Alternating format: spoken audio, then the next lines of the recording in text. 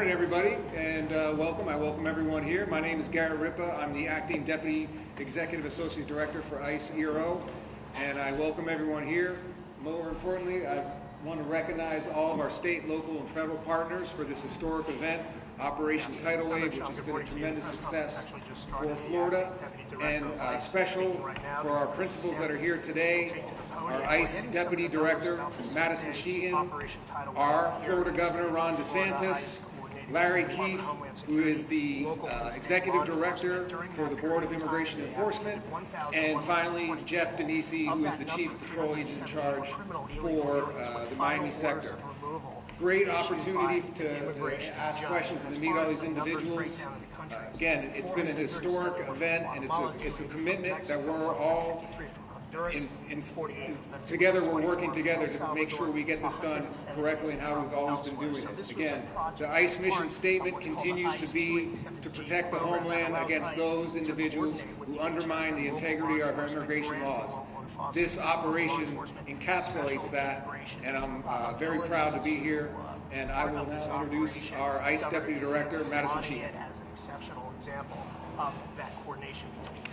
Good morning, everyone. I'm Madison Sheahan, the ICE Deputy Director. It's really an honor to be able to be here today with all of you to highlight the success of this historic operation, Operation Tidal Wave, which was created in partnership with the state of Florida and ICE. Since January 20th, President Trump has made a commitment to the American people to prioritize public safety as well as national security.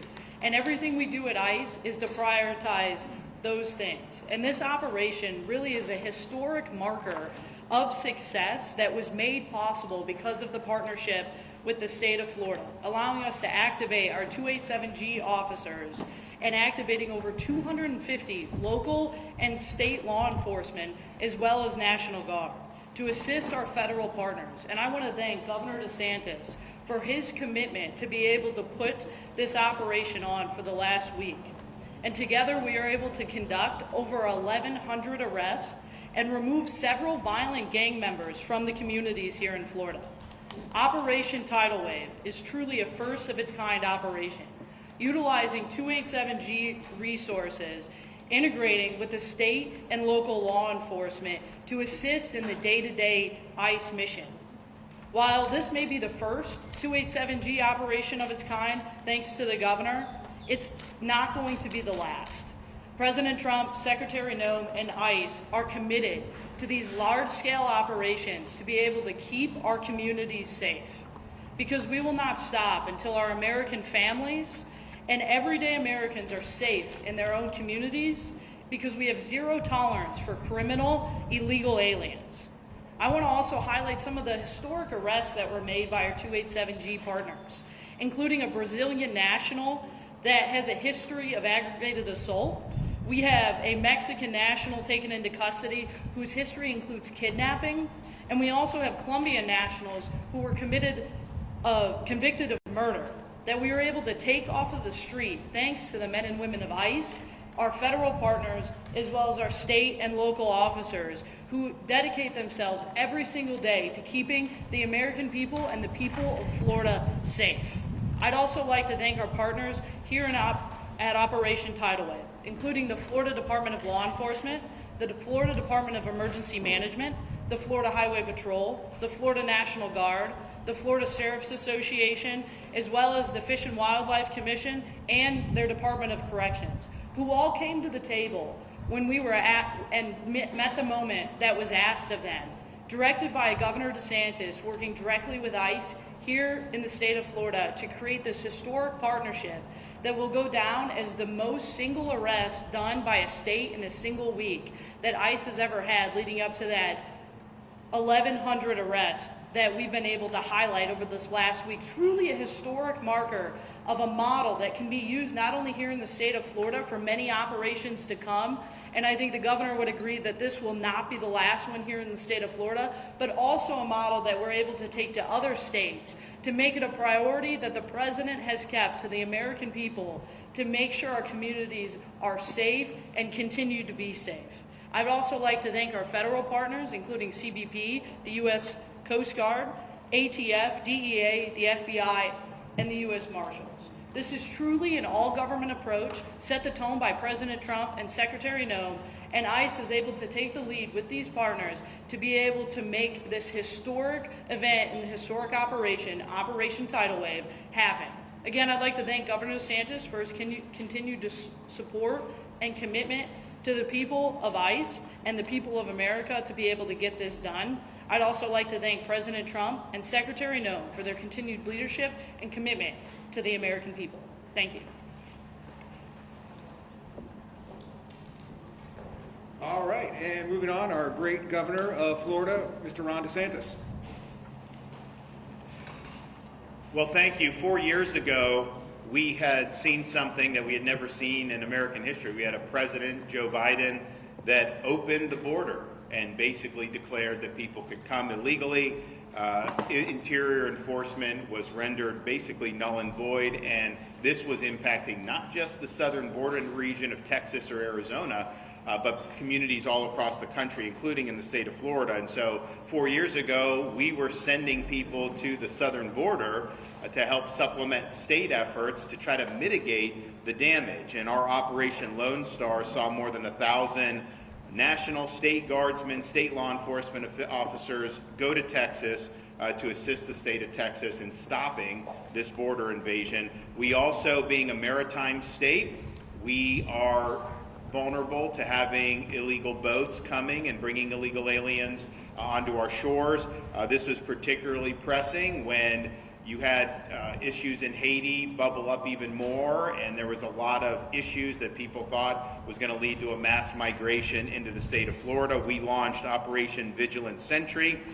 We deployed more than 250 officers and soldiers from Florida Division of Emergency Management, State Guard, and other state law enforcement agencies to patrol Florida's southern coast. That was supplementing what the Coast Guard is already doing, but because of our efforts, we were able to bring about more than 17,000 repatriations and almost 500 vessels removed since that time at the end of 2022. And we worked together with the Coast Guard on that, but that was a huge, huge positive for us. Of course, our state efforts didn't end there. We were involved in illegal alien transport, similar to what Texas was doing, so that sanctuary jurisdictions were having to deal with the issues that the open border was bringing to other communities. And we were really on the front lines of that all 4 years of the Biden administration. Enter the 2024 election and the election of President Trump again. Border security and immigration enforcement was perhaps the signature issue of the president's first campaign in 2016 and this one where he got reelected. So we saw an opportunity to have a much different relationship with the federal government as it relates to immigration enforcement. So immediately I instructed our state agencies to engage in what are called 287G agreements with Immigration and Customs Enforcement, which basically leads to our state agencies being able to exercise authority in the immigration sphere to supplement and cooperate with the federal government. And we know that ICE had a rough run under Biden for 4 years. A lot of the things, this 287G program was effectively dormant. Certainly the task force model was dormant. So we did that. So you had Highway Patrol, Florida Department of Law Enforcement, Fish and Wildlife, all those agencies signing agreements. And I think you now have, I read a blurb that you have like 500 agencies, law enforcement agencies across the country that now have these agreements with ICE, and about half of those are in Florida, state and local, which we're really, really proud of. We're also, though, not just stopping with law enforcement. We've also done 287G agreements with regulatory agencies in Florida. Our Department of Business and Professional Regulation, Division of Alcoholic Beverage and Tobacco, the Florida Gaming Control Commission, and the Florida Lottery all operate in what we would consider target-rich environments. During their routine inspection and investigative duties, special agents are oftentimes in contact with people who may be in our country illegally. So we think deputizing those officers in regulatory spaces is going to be another source to lead to these immigration enforcement efforts. Now, when President Trump was preparing to take office, I called a special session of the Florida legislature because I knew that we needed policy in Florida that would require all state and local agencies, law enforcement, to participate in these efforts. We're not a sanctuary state. We ban sanctuary cities, but that just means you can sit on your hands. Yeah, you can't sabotage the efforts, but you were under no obligation to be on the team. We had to battle some of the folks in the House of Representatives in Florida, but we were able to get that done. And so now all 67 counties have 287G agreements with their sheriff's departments, and we're adding more and more police departments each and every day. So Florida's really led the effort there. Some of these agencies would have wanted to be a part of the fight. Others would have rather not have been part of the fight, but because of our legislation, they are all, in fact, a part of the fight. And this is something that's been really, really good. And there's been a lot of great enforcement efforts leading up to Operation Tidal Wave, but this has been the first of its kind throughout the United States. This is the largest immigration enforcement operation that we've seen in quite some time throughout the entire country. Florida state agencies assisted federal authorities to arrest over 1,100 illegal aliens across the state. That is a really significant impact. And we're demonstrating why we're going to continue to lead on this issue. And you see some of the people that were arrested there. These are people that should have never been in our country. Some of these people had been previously deported. Some of these people had been alerted in the Biden administration, but this is something they didn't want to have to do with it. So our folks have worked hand in hand with DHS to really, really make a difference for the people of Florida and for the people of the United States of America. Because I think when you're dealing with people, millions and millions of people here illegally, you see some of these folks who have huge, huge problems in their background, with their conduct, and really put our communities at risk. It's important that the law is enforced. It's important that those people are taken care of. But what it also does is sends the message going forward. The United States of America is serious about enforcing its immigration laws. So whereas under the previous president, you could pay coyotes and come to the border knowing that you'd be home free once you got there, there's a new sheriff in town. That is not going to be permitted. And I think that's one of the reasons why you've had the largest drop in border crossings in American history during President Trump's first 100 days. And so this has been night and day in terms of our state efforts, working with the Trump administration. I think it's going very, very well. That was not necessarily the case under the previous administration. What I'd also say is this: we have the best emergency response team in the country. Our state agencies are very versatile. We have both a National Guard and a State Guard who are used to responding to different types of contingencies. We're ready, willing, and able to take it to the next level. We have submitted plans to DHS to say, if this is approved, we will go off to the races, and we will be able to do really from soup to nuts, from apprehension to detention, even putting some of our people in the National Guard in line to serve as immigration judges to process this. We can do it. And I'd also say, you hear a lot about due process. We have tens of thousands of illegal aliens in Florida at a minimum that have already been issued final orders of removal, and there's hundreds of thousands of them throughout the United States of America. So they've had a lot of process. They've been ordered to be removed. They have not complied with those removal orders, and that's a very, very high priority for our state efforts to continue to identify those individuals and make sure that they're returned to their country of origin. So I want to thank the federal agencies that have really led the way. It's been a welcome change here in the state of Florida, and also thank all of our state and local partners who worked really, really hard for this operation, but have been doing this now for many months, and we're proud to have been the first state out of the gate. But we view this as just the beginning. We think that the best is still yet to come. So thanks for everyone that's been involved. Thank you, Governor DeSantis. Thank you for his support and his vision. I'd now like to introduce Larry Keefe, who is the Executive Director for the State Board of Immigration Enforcement. Thank you. Good morning. The first thing I want to do is follow Governor DeSantis with thanks to our federal partners. Thanks to our federal partners for placing their trust in us. Thanks to our federal partners for reposing their confidence in us to be one of what is the first of its kind partnership in the mass deportation immigration enforcement setting. We are very grateful for that. 100 days ago, the President of the United States, upon his inauguration, declared a national emergency. He ordered, and when I say you all, I mean my federal partners here in this room, he ordered you all to secure our borders, and he ordered you all to deport over 15 million illegal aliens who had invaded our country and infiltrated our communities.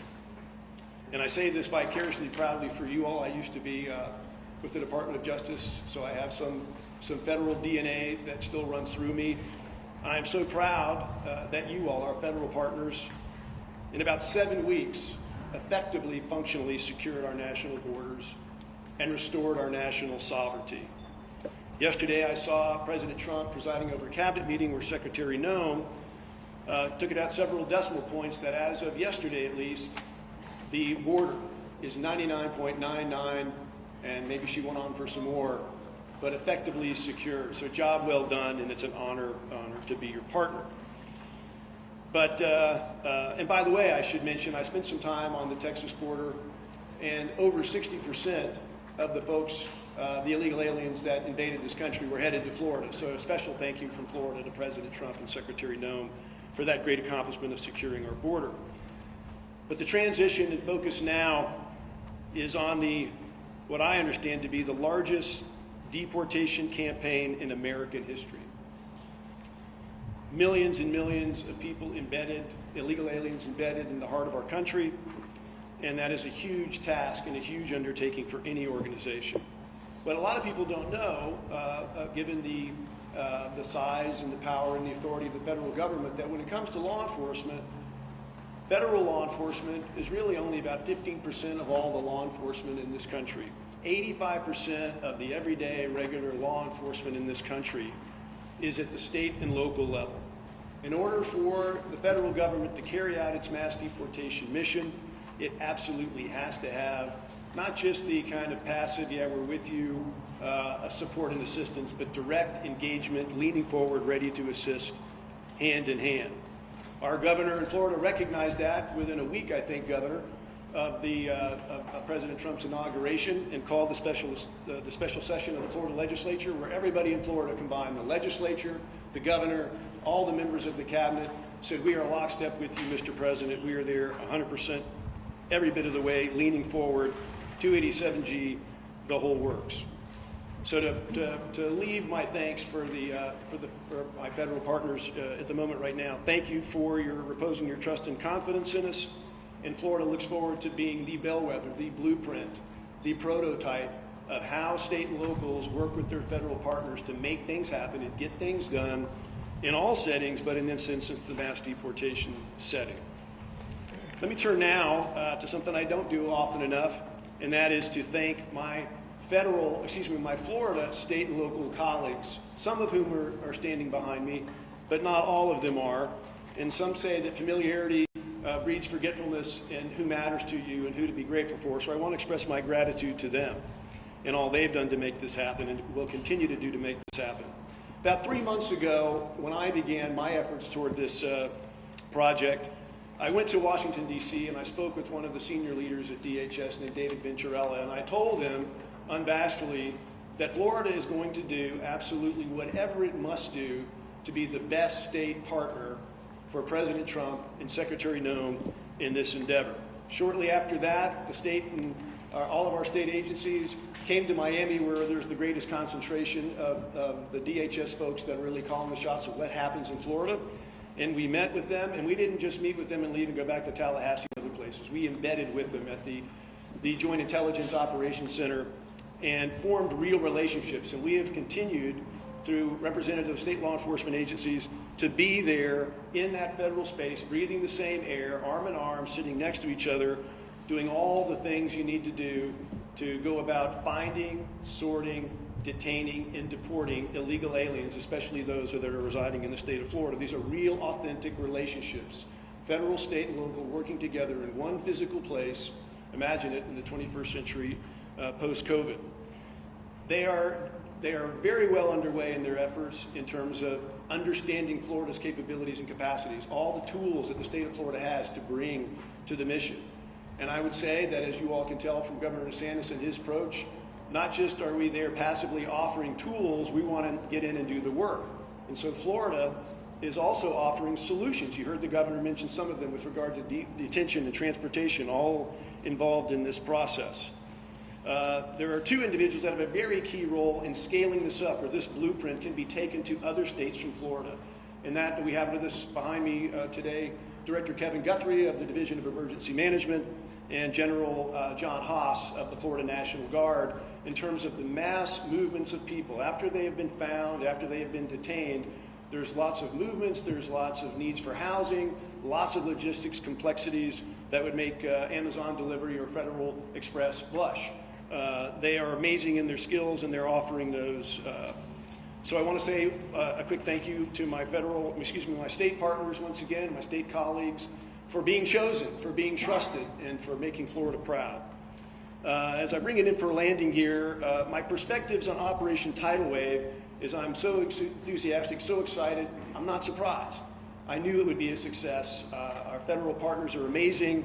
The state leaned in on it, and those numbers are wonderful and they're great.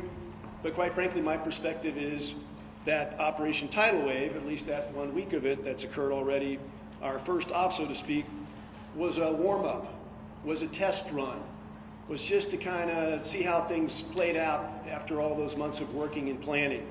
I see it as just that. It is not going to be just a succession of surges and operations and press conferences. This is going to be a sustained, persistent effort. And these relationships that I've gone on and on about today prove themselves in the heat of battle, and I'm so glad for that. But it's just a warm-up. The greatest obstacle that I perceive in this whole space right now is lawfare. It is the weaponization of the judiciary, and it is things other than the mission itself, things unrelated to finding, sorting, detaining, and deporting.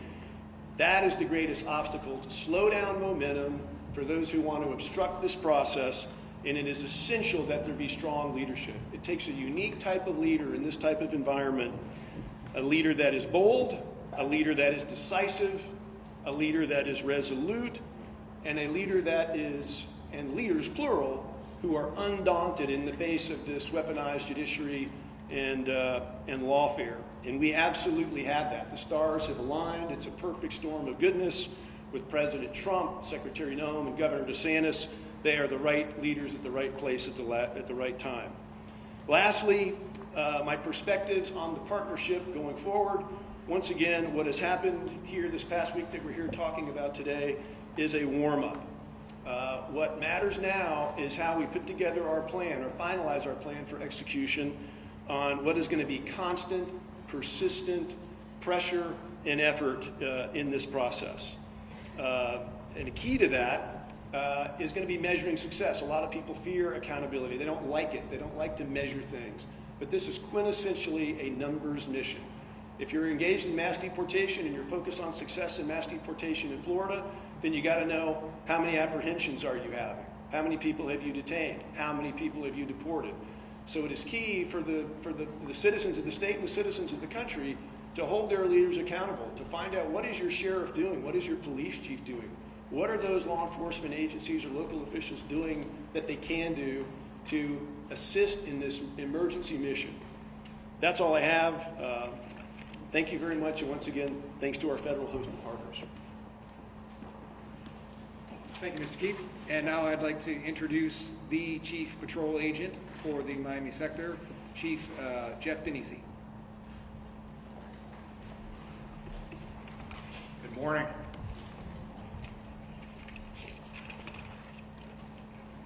I want to begin by thanking Governor DeSantis and the Florida state law enforcement partners and military partners, and the Florida sheriffs for leading the charge across the nation in immigration enforcement. It's because of your unwavering partnership, the first iteration of Operation Tidal Wave was a resounding success. In the simplest of terms, border security is national security. The maritime border environment surrounding the state of Florida is being exploited every day by foreign terrorist organizations, such as Tren de Agua and MS-13. These criminal organizations are attempting to smuggle people and narcotics, which pose a significant danger to our nation. To combat this threat, the law enforcement agencies of the Department of Homeland Security within the state of Florida employ a defense-in-depth posture. The first layer of enforcement is the seamless coordination between the United States Coast Guard and CBP Air and Marine operations. Their tireless efforts in the maritime detection and interdiction set the foundation for our success. Our DHS maritime partners are strengthened by the expertise and commitment of the Florida Fish and Wildlife Conservation Commission and the Florida Sheriffs and the coastal communities. The vital intelligence and operational space generated by the maritime interdiction partners allows the U.S. Border Patrol and the CBP Office of Field Operations to focus their efforts on the ingress and egress smuggling routes. These routes are utilized by those attempting to circumvent the Homeland Security laws. It is in this environment that the Florida Highway Patrol, National Guard, and Fish and Wildlife Conservation Commission and our local sheriffs are invaluable partners. They work shoulder to shoulder with our agents and officers to ensure the integrity of our shores, our marinas, our ports, and our roadways. This unified front sends a very clear message. Florida's coast will not be a haven for foreign terrorist organizations. The final layer of DHS enforcement belongs to our ICE partners, with ERO removal operations and Homeland Security investigations. They're responsible for disrupting and dismantling foreign terrorist organizations by targeting criminal individuals. During this operation, ICE, in collaboration with FDLE, FBI, DEA, ATF, and the CBP Special Response Team, focused their efforts on the apprehension of illegal aliens with final orders. It gives me great pride and pleasure to highlight some of the criminal aliens on the display boards you see here that our agents and officers work together to remove from our Florida communities. While on patrol in Jupiter, Florida, Border Patrol agents and Highway Patrol troopers arrested Alejandro Flores. He's an illegal alien from Mexico. Flores is an aggravated felon with criminal convictions for alien smuggling. Flores is being prosecuted for re-entry after deportation and will swiftly be deported after serving his sentence. In another event during this operation, Border Patrol agents and Polk County Sheriff's deputies collaborated to arrest Geller Orobio, an illegal alien from Colombia, after his release from a local detention facility. Orobio served a sentence for residential breaking and entering and has prior charges for re-entry after deportation and is a confirmed South American theft group member. Orobio is being prosecuted for re-entry after deportation and will be deported. To those that violate our immigration laws and undermine our national security, the message is clear. We will locate you, prosecute you, and deport you. The success of Operation Tidal Wave sends an unwavering message. Our collaborative efforts are making Florida an inhospitable environment for criminals to operate. We are committed to ensuring our Florida communities are safe and our nation is secure. On behalf of Customs and Border Protection, I extend my deepest appreciation to Governor DeSantis and our state and local law enforcement partners. Your commitment to the safety and security in Florida is steadfast, and we are honored to stand alongside you in this vital mission. Together we are stronger, and we will continue to make a difference. Thank you.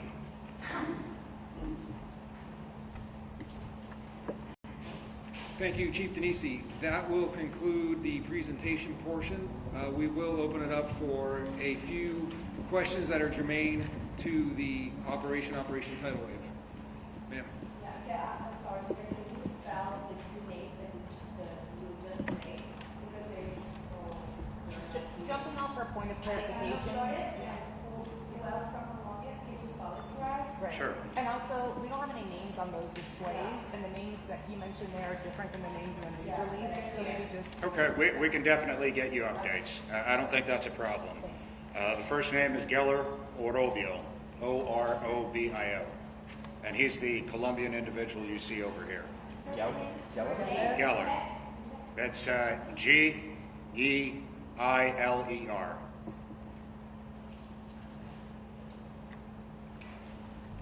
Folks, can you please say your name and your news organization, please? Sir. Rosa, two questions for the governor.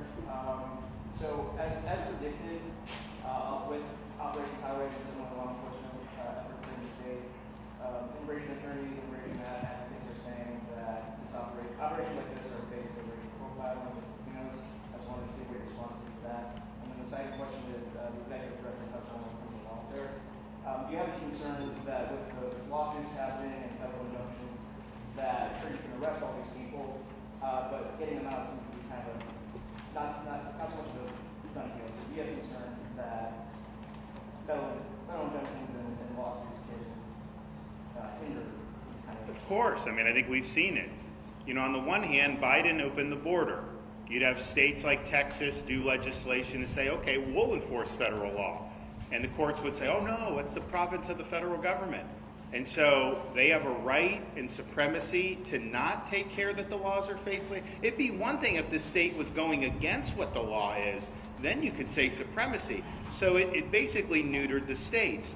Now we're in a situation where the federal government is enforcing the law, and the courts are saying, well, no, you really can't do that. People need to have, you know, some O.J. Simpson type trial before they can be deported. It's nuts.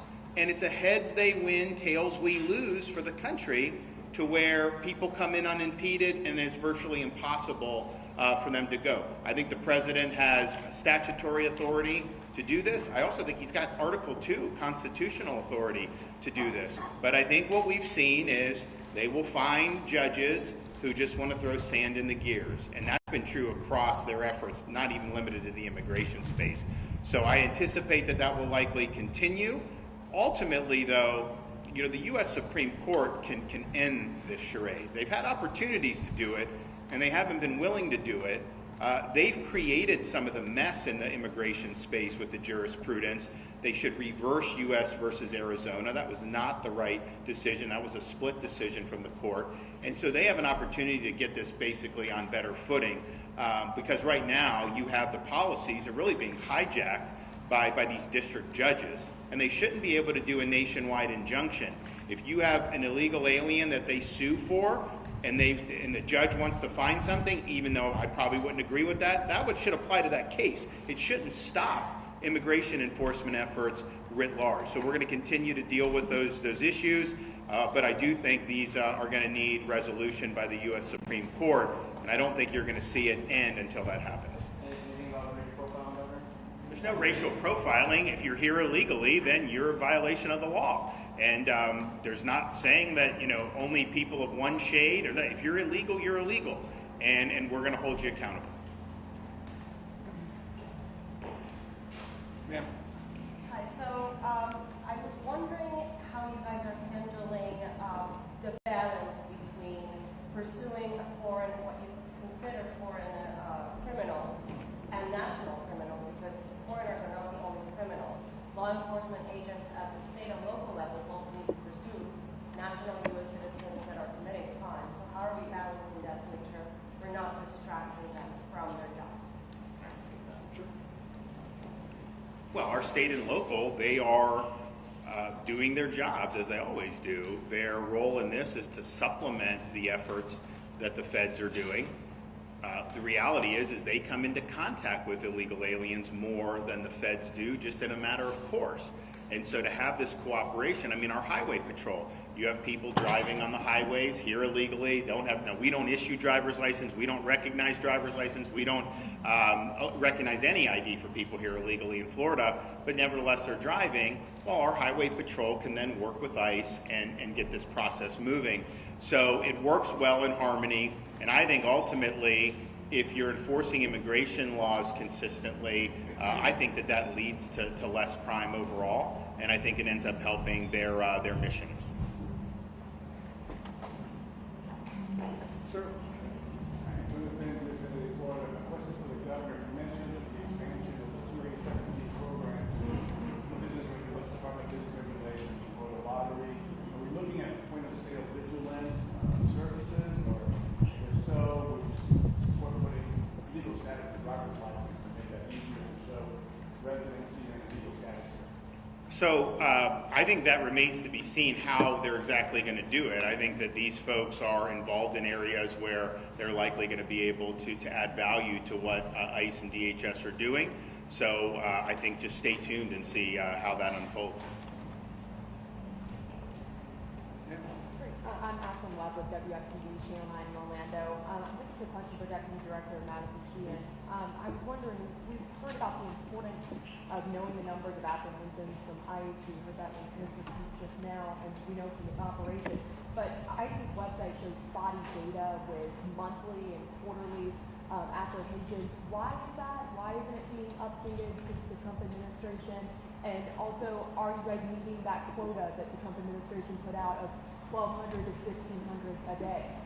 Look, we work with the White House every day. We update them on the numbers every single day, and we're working closely with the president, his team directly at the White House, as well as Maine DHS team with Secretary Noem every single day. We saw the numbers we put out for the first 100 days, roughly 65,000 arrests in the first 100 days, which is truly a historic number. And I think, and the governor has mentioned this too, I think the biggest difference is the way we're counting every arrest. These are legitimate arrests. These are criminal aliens. We have zero tolerance for criminal aliens to be in this country, and we're making sure that we're counting every arrest as accurate as possible, and we're not doing catch and release that you saw from the Biden administration, which shows a lot of skewed numbers of what you saw out of the previous administration. The president has zero tolerance for us to do anything wrong with the numbers. We are very clear in the stance of what we're counting as arrests, and we stand by our numbers. Why isn't it being updated monthly, though, as it typically was before? Look, we update the numbers as often as possible. The data comes into us every day. We're moving as quickly as possible to make sure President Trump, Secretary Noem have made it a priority to be more transparent than the previous administrations, and we are working to do that every day. You mentioned 63% were criminal aliens. What happened to the rest? I mean, did they also have deportation orders? Yes, everybody that is in this country illegally is a criminal, and so we are processing them through the immigration courts, the due process, to make sure that we get them through the courts, through the DOJ process, and then from there they will be deported, turning the outcome of those cases. Director, you made mention of certainly the focus is on criminal immigrants, but we've certainly seen some stories where mothers who have either overstayed visas or have shown up for a regular appointment and they have a deportation order and with no criminal history, so that person along with their child is deported. And we've seen a bunch of instances of those. Made reference as collateral. Can you speak to that, man? Mothers with no criminal history with infant child or babies are being deported, and is that how the process is supposed to work? Look, I stand by what we've said since day one, since January 20th. If you are in this country illegally, you are a criminal. We have zero tolerance for criminal aliens in this country. As far as a conversation about children, I think the real conversation we should be having is about the 500,000 children that the Biden administration allowed to come unaccompanied across the border that President Trump has made a priority to get them back home with their families. A question for the governor, just about the intersection of state law and what we saw at the federal court in Miami on Friday. A judge had reiterated that there was a stay. She said that there was 15 arrests that apparently were made. One was with a U.S. citizen up in Tallahassee in violation of a federal order. We hear you kind of take a jab at the due process and the judicial, but due process... It's not taking a jab. It's just, you can't have effective immigration enforcement if you have elaborate procedures that you have to go through. It is not punishment to be removed from this country. If you're going to be punished, then you get the full panoply of due process. But these are not punishments that are being rendered. It is just the consequence of being here illegally. Now, in terms of this judge, we are not at all surprised. We knew that they would go in and do that. the legislature structured that state law in a way that was different from Texas and some of the others that have run into problems. So we actually feel confident that we'll ultimately be vindicated on that. It should be a crime to enter the state of Florida illegally. We have police power to be able to do that. That does not undercut or interfere with federal efforts. In fact, if anything, that buttresses federal efforts. Governor, what's the way to detain these people with the already existing capacity challenges in ICE detention centers as well? So on detention, if from DHS, we can expand detention space very quickly in Florida. I mean, just think about it. I mean, you guys who are Florida-based, you know when we have hurricanes, we end up setting up locations for tens of thousands of linemen, right? Do that very, very quickly. So we have the capacity to set it up quickly, but we're not going to do that without the approval of the Department of Homeland Security. And I know they're working on exactly what they want to do after tidal wave. This is what they had focused on. So Kevin Guthrie, Division of Emergency Management, they can absolutely do that. And that could be potentially a short-term support for the lack of space that the feds may have. So we stand ready, willing, and able to help in that space. We stand ready, willing, and able to help in the immigration judge space. Remember, I mean, not everyone may know because the way it's presented. These are not Article III judges. They are executive branch employees, basically. We can absolutely deputize judge advocates from our National Guard units to serve as immigration judges. We can do others to do that. So we'll help on that piece as well, and we can even help on the transport piece, whether it's transporting. I know that they were talking about Gitmo. I don't know that they've used that, but we can help with that as well. So we can really be a force multiplier in Florida, and a lot of it is just because, well, one, we're committed to the mission. We think it's important. We know that there's tens of thousands of illegal aliens under deportation orders in this state alone. I've heard as much as 80,000 maybe in the state of Florida who've already been ordered to be deported, but certainly it's tens of thousands. But we also have great muscle memory on how to handle quick emergency responses. So these things can happen very quickly. Our guys are very nimble. I mean, you know, you've seen hurricane responses, but you've also seen us rescue people from Israel. You've seen us evacuate and rescue people from Haiti. This is just what we do, and we stand ready and willing and able to help. Governor, with all due respect, this is the United States of America. There are so many. Where are you from? I'm WSBN Channel 7. Okay. My name is Vanessa. Great, thanks. United States of America. So many people are being robbed. There's due process. This is wonderful, this dog and pony show, but there's American citizens who are being deported. They show their birth certificates, they show their passports, they show their IDs, and a lot of the work being done is a little sloppy. Well, first of all, I'll let ICE handle that accusation that you're making, that they're deporting American citizens who are showing birth certificates and all that. I don't believe that that's true, but I'll let them respond to that. But you seem to have no sympathy. You seem to have no sympathy for people that have been victimized by illegal aliens. What about people, you have someone driving drunk and kills American citizen? What about people that have been deported previously and let in under Biden, who then commit sexual offenses or commit homicides? And then we have more victims as a result of the federal government's previous inattention and unwillingness to enforce the law. So there are a lot of people that have been harmed by illegal immigration. There have been people that have been harmed by Tren de Aragua gang members who should not be in this country in the first place. So let's just be clear. Who are you fighting for? We're fighting for the citizens of Florida. We want them to be able to live in a society that upholds the rule of law. We want them to be able to live in a state that is safe. And we have to take action on it. I'll let them address your accusation.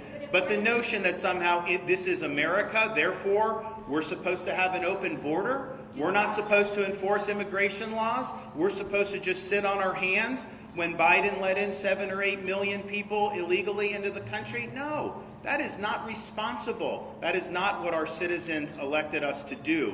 So we're in this fight. I think a lot of these narratives that I hear, to me, just instinctively, I think they're fake narratives because I've seen it happen so many times. But I will let folks at ICE respond to your accusation. But according to court, Well, the first thing I'll say is that I think the governor's words really stand on their own. The men and women of ICE are working every single day to protect the communities, working with state and local officials to do our very best to protect the communities after the Biden administration opened our borders, allowed people to come into this country that should have never came into this country in the first place, jeopardizing our families and our communities and putting them in harm's way on a daily basis. The men and women of ICE are going into those communities to protect the men and women in these communities, to be able to do the mission that we've been set on every single day that the president has given us. According to court documents, however, of the 349,000 new court cases in 2025 alone, only 1% are new cases based on alleged criminal activity. So a lot of these people don't have criminal past or background. So who's being arrested and where is this information on ICE's website? It's on court documents, but we can't get this information, and ICE, quite frankly, isn't being very transparent. Look, I'll stand by the fact that if you're in this country illegally, you are a criminal. You will be deported. You will have the opportunity to be able to come back into this country through the correct immigration processes. We're working through those every single day, but our number one goal is to keep the American people safe from the criminals that are walking in this country that should have never been let through in the first place. Governor, just to follow up on the guy from Jupiter, because we've been covering that case as well. I think a lot of the criticisms of this racial profiling is the idea that maybe some of these work trucks are getting pulled over. We know this man, he was a passenger in the car and was pulled over for a tinted windshield. Can you give some more descriptions of the car and that criticism that work trucks are the ones being targeted? So let me tell you how we operate on the highways. Not only working with Florida Highway Patrol, they're pulling people over every day for traffic violations, but when you see a Border Patrol agent, a marked green and white out there on the highway, this is how they operate. They're cruising along the highway and they're looking for reactions. Reactions from the driver, first of all. The driver looks over and then looks away and won't look at them again. You know, they vary their speed, they move away from that marked unit. We run the license plate. The license plate comes back to an illegal alien. We have the name of the individual registered to the vehicle.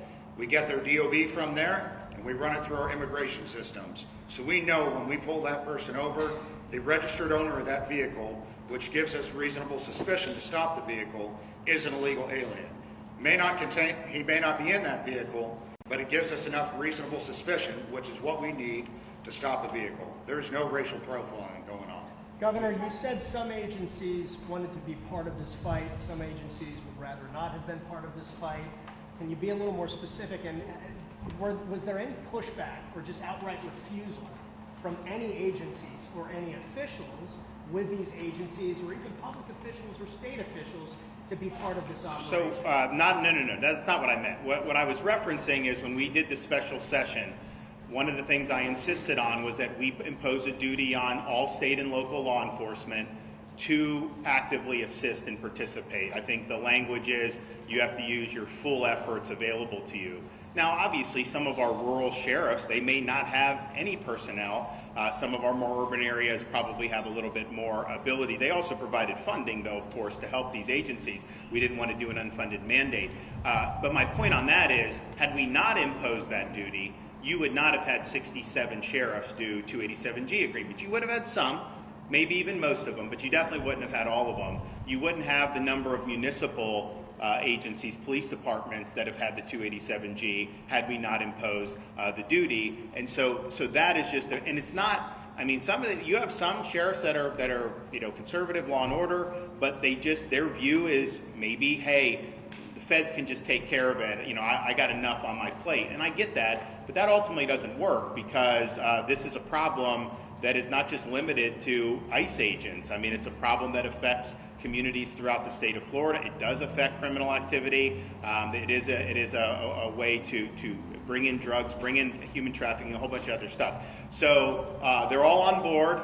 They've all signed up. As far as I know, every agency is following their duties under state law. And I know that when there have been questions about that, like we had in Orange County, the Florida Attorney General reminded the folks there of the duties under law, and that was taken care of. But it was nothing about this tidal wave. That wasn't what I meant. I meant going into the special session. Had we not sought the legislation, I think that Florida's enforcement would be a little bit more patchwork. I think most of the agencies would probably, our state agencies for sure, because we said the state has to be involved. But on the local level, I think you would have seen some involved and then some. None of them would have been sanctuary because that's against Florida law. But there's a difference between not being a sanctuary and then being on the team and actually helping to amplify the effort. That we cover in South Florida, there are unique communities we cover. Doral, for example, was established and thrived because of Venezuelans. Now thousands are afraid they're going to lose their temporary protective status from the dictatorship in Venezuela, and they're going to lose their work permits, they're going to lose their legal status. Are you afraid that these people will not turn to local police if they are victims or witnesses of a crime? Are you afraid of being concerned at all over the impact in the community like Doral? So the TPS issue is obviously something that the administration will respond to, but I'm not concerned about not seeking support if there's criminal activity. But I will tell you this, because I know Doral very well, and we have a lot of great friends there, and actually got a lot of support there over the years.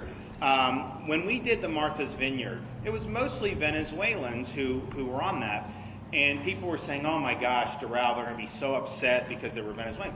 And it turned out these people were thanking me because what they saw was the regime sending people to the border who shouldn't be in the United States. And so I think the way it can be presented by some of the media is different from what you hear from people when you actually get on the ground and cut through the BS. And so we've got a very vibrant Venezuelan American community.